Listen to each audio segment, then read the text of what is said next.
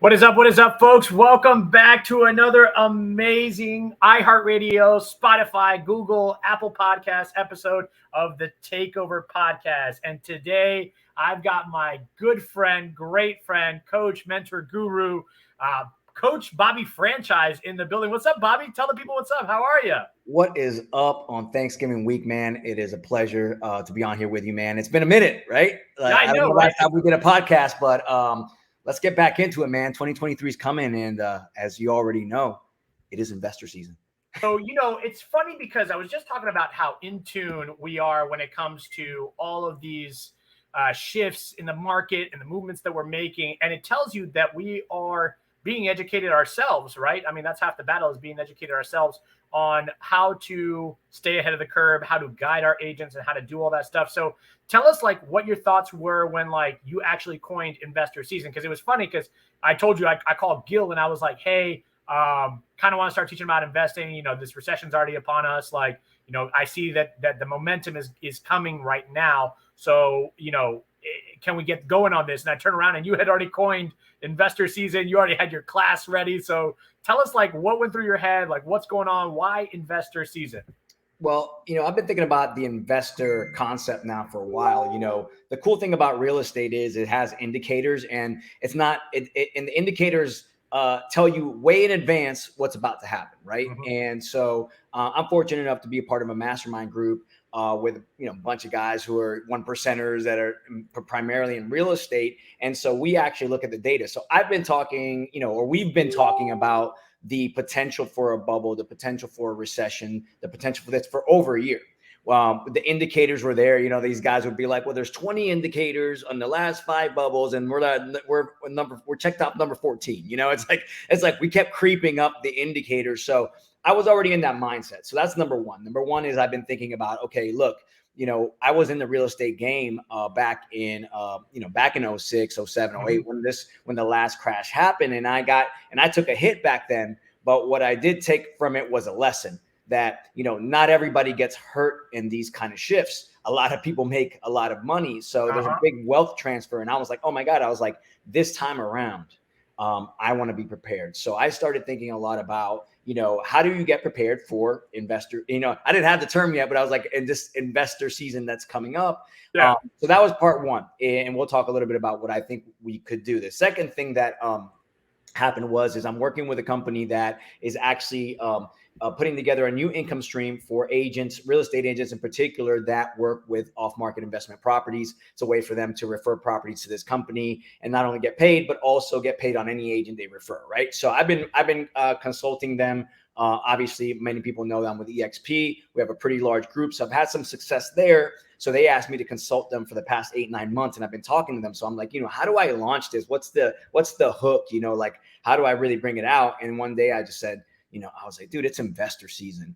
And it was funny because, the brand that I'm building, Coach Bobby Franchise, has a heavy sports component to it, right? And so my tagline is, I develop franchise players in the real estate game. And investor season was just the right term. I was like, oh my God, it's investor season. Season has to do with sports. I was like, and it stuck. Literally I said it a few times, and then you were starting to say it, and I was like, okay, this has legs. So that's how that all came up. So it's funny, man, because the reality is we've had a killer 2.5 years in the residential game, right? I mean, we do both sides of the spectrum, residential, commercial, right? And it's funny because we, being as seasoned as you are, right? Now I'm still fresh by all terms and all definitions of the term, right?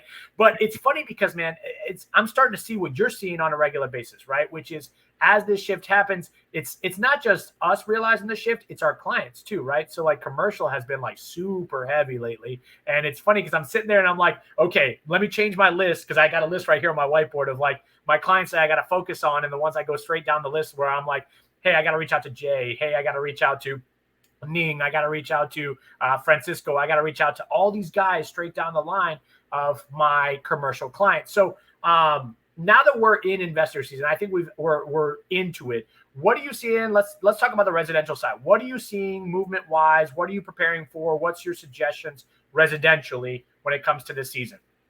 Well, It's funny because I almost want to take over this whole season brand over, because this is one of the first times, Dan, that I feel like we're actually in every season. If you're an agent, right? So like a lot of people are like, there's going to be a lot of agents leaving the industry. There's going to, and that's true.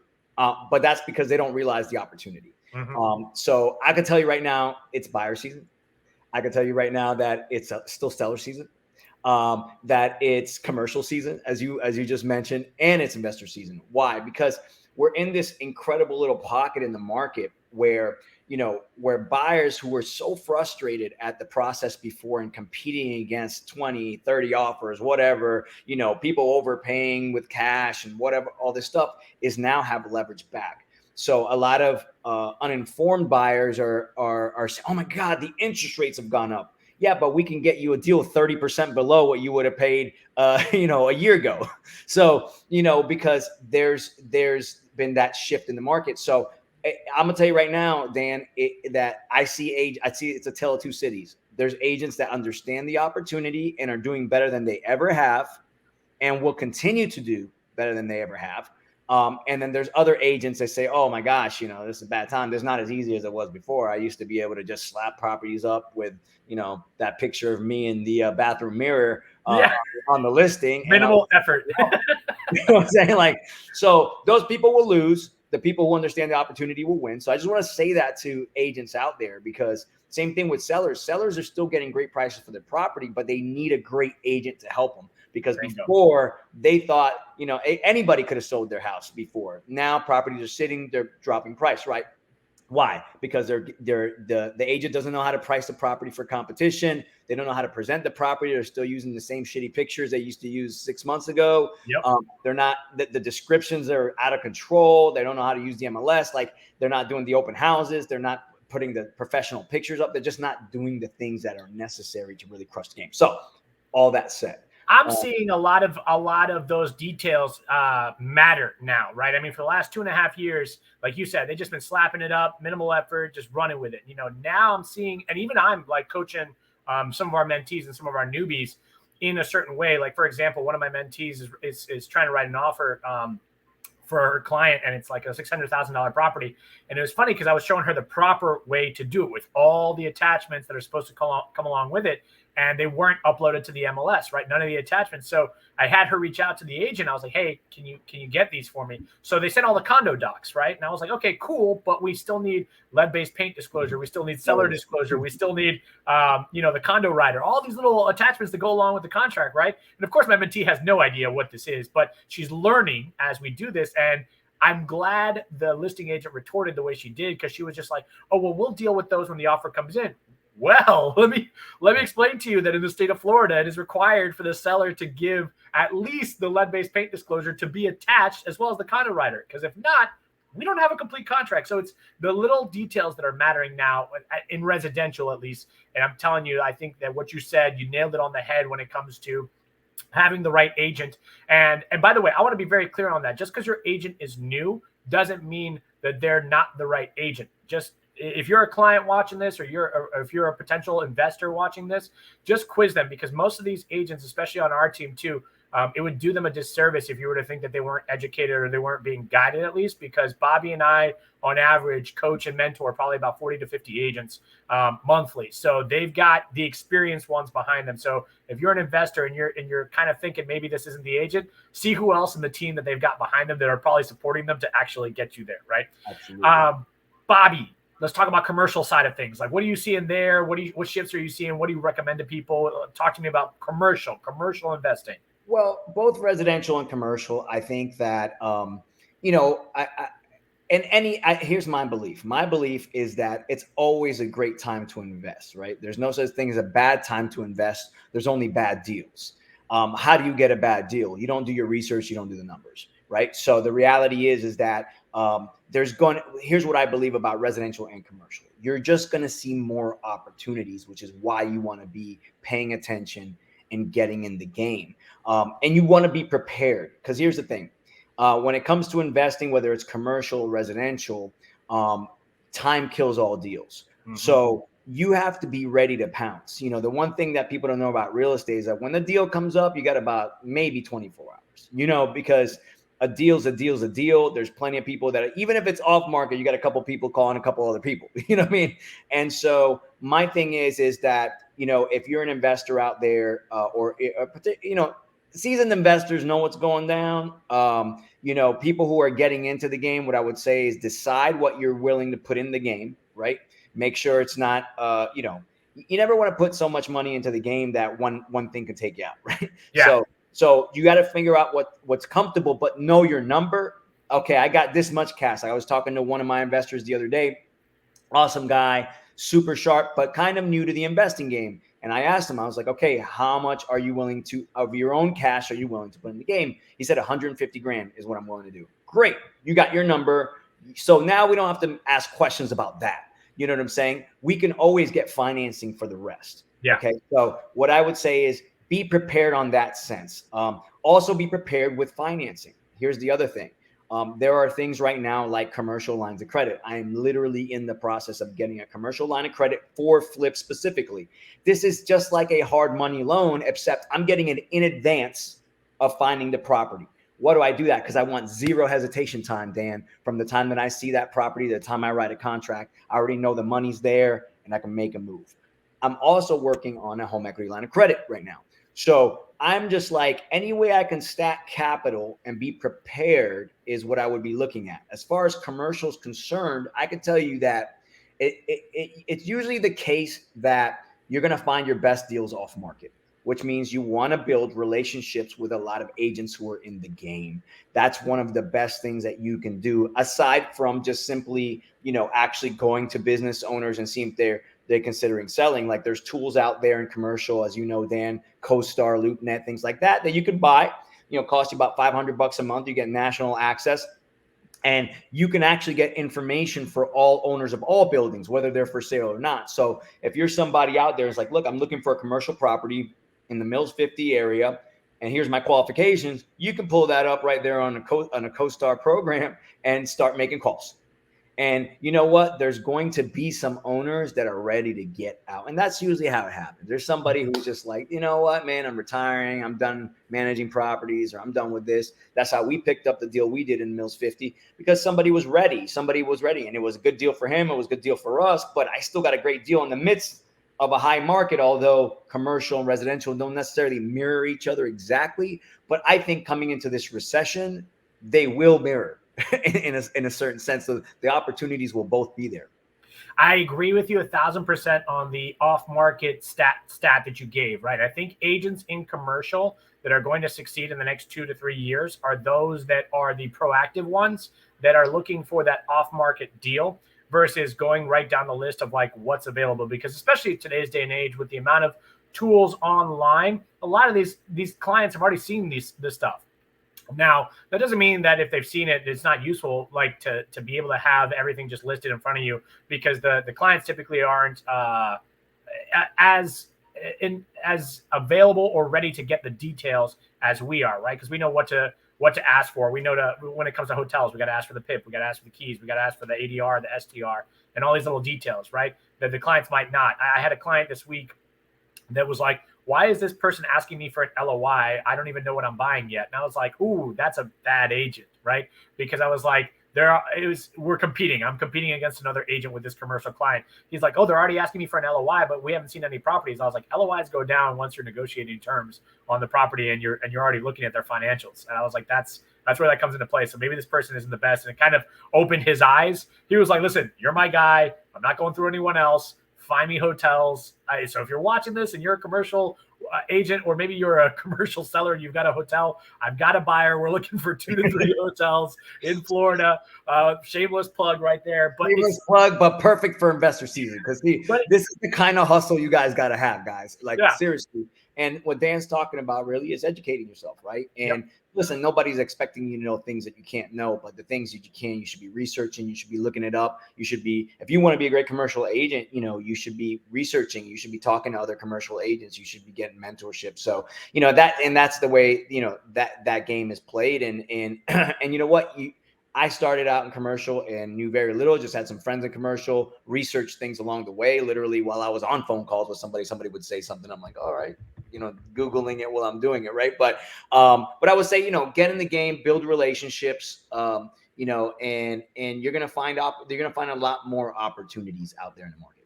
So let's talk about investor opportunities for agents. I want to be very specific on that because you and I have a mutual belief, right? We believe that agents should be investing themselves on a regular basis to really truly achieve their financial freedom. So talk to me about what you see going on with the opportunities at hand for agents right now to become investors, whether it's their first property or their seventh property, whatever it is. Tell me what your thoughts are on that, how they can tackle moving the ball forward in that department. Yeah, I mean, it's funny. I don't know. You weren't at my investor season class last week, but I actually had the picture of you on the board along with you did. a bunch of other agents too that are part of our group, because I've realized that the people who are going to win not only in this season but in seasons to come is the investor agent. In other words, an investment minded agent. To me, I realized that investor is not a thing. Investing is not a thing you do. It's kind of a way of life. It's a way of thinking about ROI, about what you put in and what you get out from things, and really having a good understanding of that. If you're an agent out there, I could tell you that in our office, we always preach home ownership. Hey, you sell real estate. I think one of your first investments can be your home. Now, you'll read some books like Rich Dad Poor Dad said, your home is not an investment. Well, I understand why he says things like that, because for most people, and this could be you have to buy a primary for a reason, right? You might have kids that have to be in a school district. You might have this and that. But here's the deal. If you buy a great property as your primary, one, it's easier to buy because, you're going to get the best interest rates. You're going to get the best, the lowest down payment, right? But if you're able to buy it as an investor, in other words, if you're not emotionally tied to this property, right? So I've bought 5 primary residences in my lifetime, and I've made money and good money on all of them, because in my situation, because I'm not doing it for my kid's school district, or because I really care that I have to drive to this place, whatever. I've always bought in the path of growth, which is just a very simple investment principle, Dan, that has worked for me time and time again. Yeah. It's not that hard to figure it out. You go to any popular place, right? Any place right now, and that's blowing up, and look on the edges. Look on the edges of that growth. Years ago, I bought a commercial property in Paramore. Why?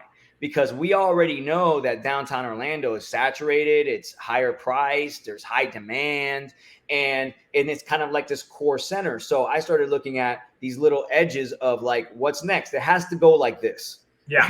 It's like there's no other way to go. So I actually bought multiple places around that. I bought a primary in South Downtown, in 2013. Before it got cool, right? But I knew it was gonna get cool because hey, look, Thornton's expensive. Thornton Park's expensive. You go a couple rings out, still expensive. Now you're over in kind of the Lancaster Park. You're in that. Okay, you're still but then you kind of got into that outer ring, and you were like, holy crap, properties here are still very, very affordable, and I know the growth is coming my way. So as far as, buying the path of growth. So if you're an agent out there, buy your primary residence if you can as an investment. And guess what? After 2 years of owning your primary residence, if you decide to sell after 2 years, your capital gain is taxed. I mean, you have no capital gain tax, So imagine those 5 properties that I bought. If I made $100,000 on one, I paid 0 taxes because it was my primary residence. So it's very important that you understand that. After that, what I would do is become a great investor agent, meaning you work with a lot of investors so you can learn the game from people who know what they're doing. So I can tell you right now, Dan owns an Airbnb. Well, you know what? We actually have a bunch of investors as our agents, including Julie Marmave and people like that. Guess what? We just being a part of that culture, you began to see like, why don't I have an Airbnb? Yeah. And so, and I know how to do the numbers on an Airbnb because I do them for my investors all the time. Right. And then suddenly you come up with something that's off market and the numbers make sense. And you're like, you know what? I got some cash in the bank. I got my lender lined up because I've been doing this for my investors. It's an easy transition to go into that. And then after that, I would just say be a student of the game and really study investments in general, because I'm not a believer that that you should only invest in one thing. I think you should invest in things you know and understand, but you should be looking to know and understand more things because there are times when you might say, hey, this is not, I need to diversify, or I need to do something different. So that would be my suggestion. And I want to tell everybody that, agents, you should be capitalizing on this. I forget which guy said this, and I know we've said it multiple times, but there was a gentleman, this is when I really started paying attention to it. He's a local broker of sorts. I know you're friends with him. I know Gil's friends with him. I just forget his name off the top of my head. But he says, agents, if you're not buying a property every year with your own commissions, you're doing yourself a disservice, right? Mm-hmm. And so now it's funny because now that it's like, quote unquote, a buyer's market, right? A neutral buyer's market is what I'll call it. I'm definitely looking at taking advantage of that. Found a new community that's actually paying out 6%, Bobby. I'll give you the details on it after this. Nice. But if you guys are agents on this call and you want to take advantage of a really cool opportunity for you and your clients, hit up Bobby and I after this because I found a community out by Disney. It's wonderful. It's going to be like the Ferrari of Airbnbs, but not at a crazy price point. And they're paying out a decent percent. They're paying out 6% commission. So what I'm already calculating in is like my business partner Greg texted me, was just like, well, I only have this much, and like, how much do you have? I was like, well, I'm going to have 6% with this deal. So that's we're halfway there already, right? Yeah. I have less to save up. So I'm like, okay, I sell one and then I buy one, right? And that's where the power comes into play. And I already know the market out there. And for those worried about Airbnb right now and short-term rentals and stuff like that, go watch the most recent interviews with the CEO of Airbnb. He actually put up his own property on Airbnb just to show everybody like, hey, it's safe, it's cool to do, blah, blah. But he was saying that they're getting more inquiries than ever. So what we're seeing with this is that this is not going to be a recession like everyone else has ever seen before. People are willing to bank on the fact that this is going to be temporary, that this is just going to be a 1 to 2 year thing. So people do not care. I see people, Disney right now, Disney sold out every single day. You can't get in there unless you book Disney in advance. You have to get a reservation to get into these parks. So I will tell you personally, because Bobby had me up on the slide last week, right? My Airbnb is fully booked until April 4th. And we are already getting inquiries through April, okay? We are 97% booked from now until April 4th. That tells you how strong the market is. However, there's a right way and a wrong way to do it, because in my neighborhood, I will tell you, I am one of the few, maybe of 2 out of 67 that is booked that much into the future. Some of my neighbors are not, and it's because of little things such as photos, the decor, the furniture, the way I actually take care of things, the low cleaning fee because I'm not overcharging them. I just have it for my cleaning services, and I even do the extra things. My guest this week that's staying there was like, oh my gosh, the washing machine is disgusting. It's probably just because it was closed after the last time it was used, and it probably hasn't been open since then. But what did I do? I sent my cleaning crew out there to go check it out. While she was there, she like sprayed for ants because this guest was asking for everything. And I was like, you know what? We got it. Just send out the crew and they'll take care of it. It's the details that matter that will keep you booked. But we do have an opportunity coming up with this community out by Disney. It's a limited run. They're already in a specific phase because the other phases are managed by their property management company. This phase specifically, we can manage ourselves and we can decorate and furnish ourselves, or we can include their package. So that's one thing I do want to note because I think it's huge. I think it's important to take advantage of the commissions that you can take advantage of right now. Bobby, and I want to say this. If you guys were just listening to Dan spit all that off, that was actually a training in Airbnb in like 3 minutes, right? So there, the point that he made there was, it says you just be like, I'm gonna do Airbnb, like it, be smart about what you're doing. There's these little details that make a huge difference. He just mentioned, hey, this phase of the property doesn't require their property management.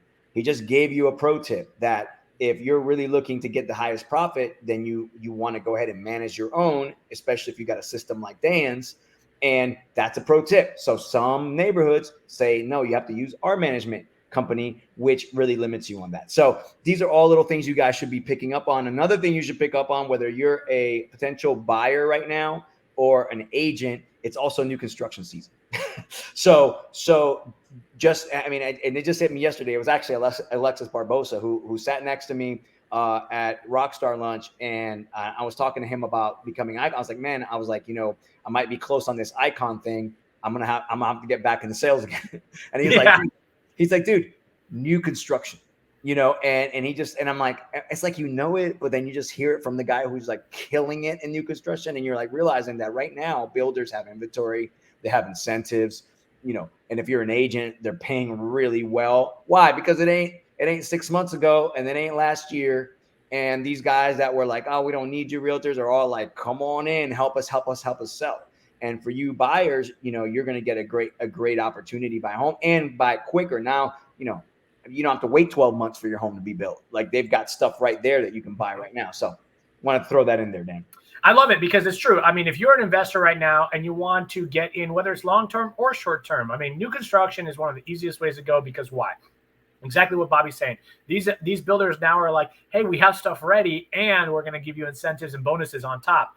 Plus, here's the kicker with that. When we focus on our investment purchases, me and my business partner, we try to focus on properties that are less than 2 years old, simply because there's less hassles with the roof, less hassles with the AC, with the water heater, you name it. All that fun jazz is like less of a worry than it would be in a typical resale, right? Not saying that resales aren't the opportunity, especially when you have like these flip opportunities coming up. I mean, that's the point of investor season, is you have multiple options of which investment path you want to take. I mean, now it is the time if that's what you're looking for. If you've ever been looking for a sign, consider Bobby and I to be two signs. We are here to tell you that if we are heavily doing it, and we've been doing it, and we're going to continue, and we're going to press forward. I mean, we're literally putting our money where our mouth is when it comes to it. Bobby, any final thoughts you have or suggestions or ideas for let's say agents? Let's put it out there for the agents. What should they be focusing on? What should they be changing or shifting to get into this investor season mindset? Well, I'd say number one is that there's been a lot of talk about the shift and what it means. And most of it is centered around fear. And I think we need to kind of shift it and center it around opportunity. So everybody's like, be ready for the shift, be ready. But they don't talk about it. Like when they say be ready for the shift, it's almost like, like put your blanket over your head and like hope everything. Yeah. Hold on for your life. Hope your house doesn't burn down. But I will tell you this. You need to work harder than you ever have before to win, but this is the best time to win, because this is kind of what separates the true soldiers from the people who are dabbling in the game. So, but don't think that you're not going to start having to lift more weight. Like, you're not going to do that, because what your goal is as an agent during investor season is to gain market share. And so what that means is you're going to have to talk to more people. You're going to have to build more relationships.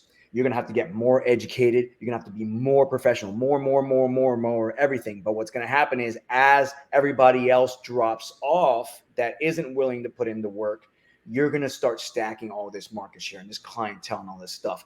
And when the market goes back onto a swing, and guess what, guys, you got to be prepared to be like, look, I don't know. Nobody here on this call knows, or in this podcast knows exactly how long that's going to last. But in my mind, I'm thinking 24 months minimum. That's just what I'm saying, minimum. But I'm prepared for the game. As long as it lasts, the more I'm going to endure and the more I'm going to look for new opportunities and market share. The other things that you want to look for is multiple income streams. Okay. So what I'm focusing on with our agents, Dan, is multiple income streams. I told you I was already working on one with that one company. We're going to be rolling that out with our group and everybody else who wants to get involved. We're going to be rolling out another one coming up in the next few weeks. We are not going to rest on just simply, okay, we've got within our model, as you guys know, with EXP, you've already got multiple income streams, which we're already working on. But we're looking to get to that point where we have 7 of them, right? Everybody's got like 7 income streams where it's like, hey, look, man, we're going to get money this way, we're going to get money that way, but all within the core of the real estate business. Mm-hmm. I don't believe in diverting all your energy in 7 different places. I believe in closing the circle. Yep. I believe that if you can close the circle so there's everything in the circle feeds everything in the circle, then you can create multiple income streams from that circle. So that's what I would tell agents right now. Get your mindset right, get prepared to do more work, but get prepared to gain market share and multiple income streams. And we're going to win this thing.